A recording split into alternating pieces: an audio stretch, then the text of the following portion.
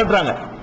கலட்டி இதை கொண்டு போய் அந்த ஆட்டை கொடுத்துட்டு வந்துருங்க, கொடுத்துட்டு வேற ஒரு ஆடை வச்சிருப்பா அதை வாங்கிட்டு வாங்க அப்படின்னு சொல்றாங்க. அதுக்கு என்ன காரணம் சொல்றாங்க தெரியுமா? இதுல இருந்த வேலைப்பாடுகள் சற்று முன் நான் தொழும் பொழுது என் கவனத்தை சிதறடித்து விட்டது. இந்த வேலைப்பாடு போட்டு அந்த ட்ரெஸ் போட்டோன்னு அப்படியே கண்ணு அப்படியே போகுது மாதிரியா.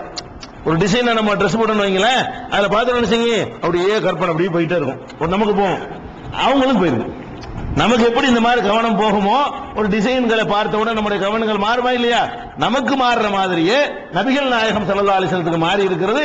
அதை சொல்றாங்க, இந்த ஆடை என்னுடைய கவனத்தை சற்று முன் திசை திருப்பி விட்டது, அதனால நீங்க கொண்டு போய் இந்த ஆடையை கொடுத்துட்டு வந்துருங்க, வேற ஒரு ஆடை டிசைன் இல்லாத ஆடை தருவார், அதை வாங்கிட்டு வாங்க அப்படின்னு சொல்லி ரசூல் ஸல்லல்லாஹு அலைஹி வஸல்லம் சொன்னதாக புகாரியில 373, 752, 5817 இதையெல்லாம் பார்க்கிறோம். அதே மாதிரி நபி ஸல்லல்லாஹு அலைஹி வஸல்லம் அவர்கள் சொன்னார்கள், ஒரு தடவை வீட்டுக்கு வர்றாங்க, தொழுவ போறாங்க. தொழுவ போனா முன்னாடி அந்த ஜன்னல்ல ஸ்கிரீன் போட்டிருக்கிறது. அந்த ஸ்கிரீன் டிசைனா இருக்கிறது, ஸ்கிரீன் போடப்பட்டிருக்கிறது, அது ஒரு டிசைனா இருக்கிறது. அப்ப ரசூல் ஸல்லல்லாஹு அலைஹி வஸல்லம் பார்த்துட்டு சொல்றாங்க, இதை அப்புறப்படுத்துங்க, இந்த டிசைனை பார்த்தா நம்ம கவனம் வேற பக்கம் திரும்புது. முன்னாடி ஒரு டிசைன் போடப்பட்டு வேலைப்பாடு செய்யப்பட்ட ஒரு துணி கிடக்குமையானால் அது அவங்களுடைய கவனத்தை திருப்புதுங்கிறாங்க. என்னுடைய கவனம் திசை மாறுது, ரொம்ப அதிகமான வேலைப்பாடு இருக்கு மேல இருக்கு. இன்னைக்கு வேலைப்பாடுகளை எல்லாம் வேலைப்பாடா பண்ணணும் நம்மள இருக்கிறது இல்ல. அந்த காலத்துல வேலைப்பாடுனா பெரிய பெரிய கோடீஸ்வரர் மாதிரி உள்ள சாத்தியப்படக்கூடிய விஷயமா இருந்துச்சு. இப்பதான் எல்லாம் டிசைன் பண்ண புடவையெல்லாம் 100 ரூபாய்க்கு வாங்கிட்டு வந்துடலாமே, அந்த மாதிரி காலத்துல நம்ம வாழ்ந்து கொண்டிருக்கிறோம். அதனால நமக்கு பெருசா நம்மள இருக்கிறது இல்ல. அதை விட அந்த காலத்துல இருக்கும். அந்த காலத்துல டிசைன்ங்கிறது எப்படி போட்டாங்கன்னு ஆச்சரியப்படுவாங்க, எப்படி இப்படி டிசைன் பண்ணி போட்டாங்க, இப்படி கலர் கலரா ஏத்தினாங்க ஆச்சரியப்படக்கூடிய ஒரு காலமா இருந்துச்சு இல்லையா?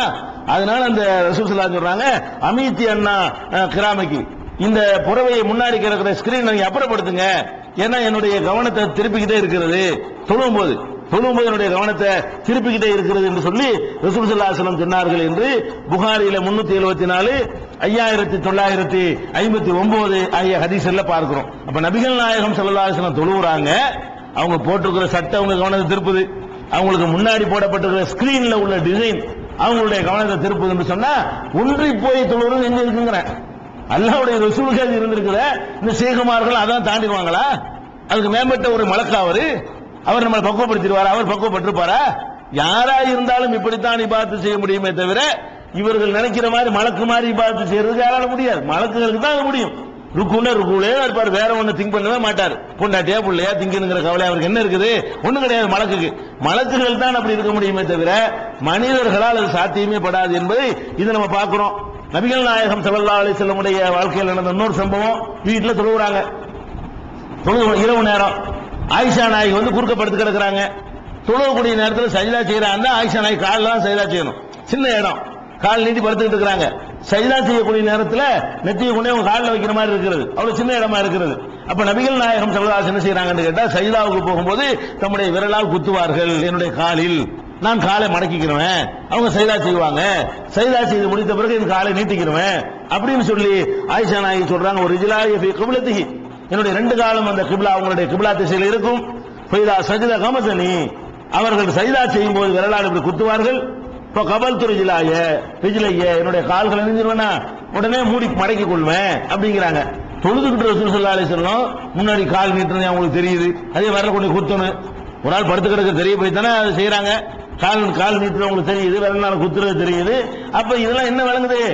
தொழுகையில நீங்க நம்ம மனிதன் என்ற முறையில இப்படித்தான் தொழ முடியும். இது என்ன விளங்குதுன்னு கேட்டா, மனிதன் என்ற முறையில் இதெல்லாம் தெரியத்தான் செய்யும். யார் படுத்து கிடக்கிறான்னு தெரியும், யார் வர்றாருன்னு தெரியும். நான் தொழுதேன்னா கதை விட்டுருப்பாங்க. என்ன கதை விட்டுருப்பாங்க? அலி ரலியல்லாஹு அன்ஹு ஈட்டில ஒரு போர்க்களத்துல, நீங்க கதை பாருங்க, அல்லாஹ்வுடைய ரசூல்ட்ட ஆதாரம் காட்ட முடியல. அலி பேர்ல இட்டு கட்டி என்ன செய்வாங்க? அலி ரலியல்லாஹு அன்ஹு ஈட்டி பயங்கரமா அவங்க மைண்ட்ல குத்திருச்சான், எடுக்க முடியலையா. ஏன்னா ஈட்டில உள்ள போயிட்டு இந்த இது மாதிரி கொக்கி மாதிரி விரிஞ்சிருக்கும்ல, அது மாட்டிக்கணும், எடுக்க வராது. உள்ள ஈட்டியை குத்திட்டோம்னு சொன்னா பிச்சுக்கிட்டு தான் எடுக்க முடியுமே தவிர அதை உருவி எடுக்க முடியாது. ஈட்டி அந்த மாதிரி அந்த அமைப்பா இருக்கிறதுனால அப்படி செய்யும். அப்ப முடியலையா. அப்ப அலி சொன்னாங்களா, ரொம்ப வேதனை தாங்க முடியலப்பா, நான் தக்பீர் கட்டிடுறேன், நீங்க வாட்டு உருவிடுங்கன்ட்டாராம். அவர் தக்பீர் கட்டினாராம், உருவுறாங்க, ஒண்ணுமே தெரியலையா. சலாம் கொடுத்துட்டு எடுத்துட்டீங்களான்னு கேட்டாராம். இது எப்படி நடக்குமா? இது எல்லாம் படிச்சிருக்கான மனுஷன, நீ தொழுதா என்ன, தொழுகி வெளியே இருந்தா என்ன, அந்த ஈட்டியை ஒரு நாள் வலிக்கும் என்றால் வலிக்கும், தொழும் போது வலிக்கும், தொழுகைக்கு வெளியிலையும் வலிக்கும். இது கதை, கட்டுக்கதை. இது இந்த மாதிரி கட்டுக்கதையில் சொல்ல முடியுமே தவிர இப்படிலாம் மனிதன் அவனுடைய இயல்பை வென்றுட்டா இருக்கிறான். அவனுடைய இயல்பை எந்த மனுஷன் வென்றது கிடையாது. அப்ப இது விளங்கிக்கிறதுக்காக நம்ம ரசூல் ஸல்லல்லாஹு அலைஹி வஸல்லம் வாழ்க்கை எடுத்து பார்த்தோம்னா இவங்க சொல்ற மாதிரி கிடையாது. அதே மாதிரி சொல்றாங்க. ரசூல் ஸல்லல்லாஹு அலைஹி வஸல்லம் காலத்தில் நடந்த சம்பவத்தில் பாலைவனம் தானே, பாலைவனத்தில் என்ன ஆகும்னு கேட்டா வெயில் கடுமையா தாக்கும், மணல் சூடாகி போயிடும். கீத்துகளை போட்டிருப்பாங்க. இந்த கீத்தெல்லாம் தாண்டி கீத்துல இந்த மாதிரி நவீன காலத்து கீத்தாவெல்லாம் இருக்காது. எல்லாம் ஓட்டோட சின்ன இருக்கும். வெயில் விழுவும். அந்த வெக்க தாங்க நெத்தியை கொண்டு வச்சானாவும் நெருப்பு மாதிரி அனல் மாதிரி கொதிக்கும். மண்ணில் இருக்க முடியாது.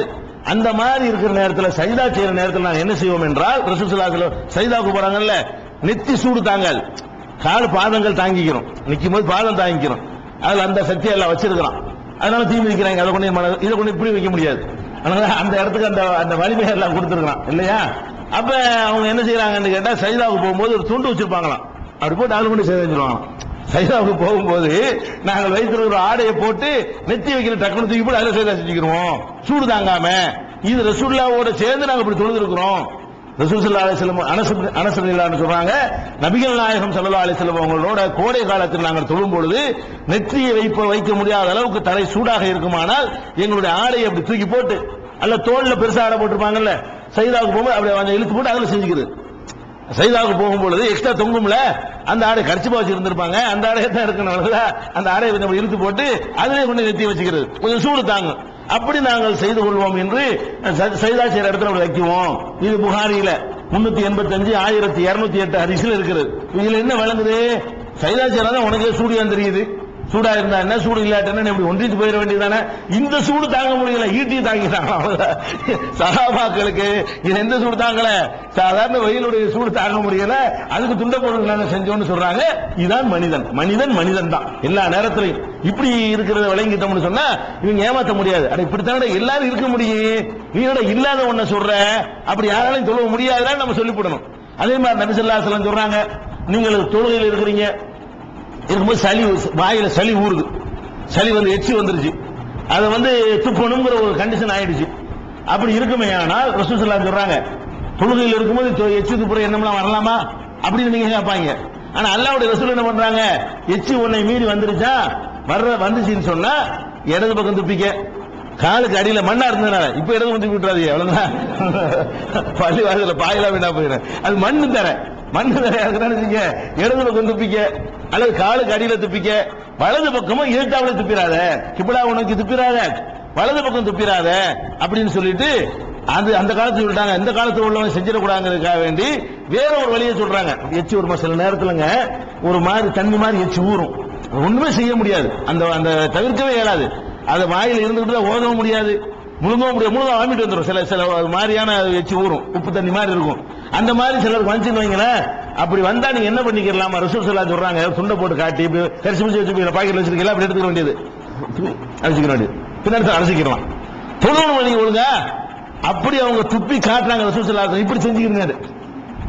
தொழுகையில் இருக்கும் பொழுது உங்களை மூப்பு ஓடிட்டே இருக்குங்க, ஜலதோஷம், பயங்கரமான ஜலதோஷம். சைதாவுக்கு போனா அப்படி கொட்டுது, கொட்டிக்கிட்டே நான் தொழுகிறேன்னு தொழுவா செய்வீங்க.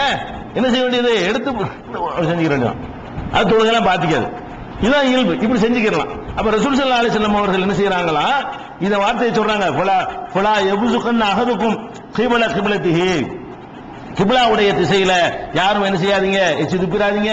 வலாக்கின் அன் யசாரிஹி அவ் தஹத கதமைஹி, இடது பக்கம் துப்புங்க அல்லது பாதத்துக்கு அடியில துப்பிக் கொள்ளுங்கள், மண் இருக்கனால போட்டு மூடிக்கலாம் அப்படின்னு சொல்லிட்டு, சும்மா ஆகாத தரஃப ரிதாயிஹி, பெருசாக மேலே கிடக்கிற துண்டுடைய ஒரு பகுதி எடுத்து என்ன செய்யறாங்க, வசகபிஹி, அதை துப்பி காட்டுறாங்க. தூள் இப்படி துப்பி இப்படி செஞ்சுக்க, தூள் விட்டு பின்னாடி அலசிக்கலாம்.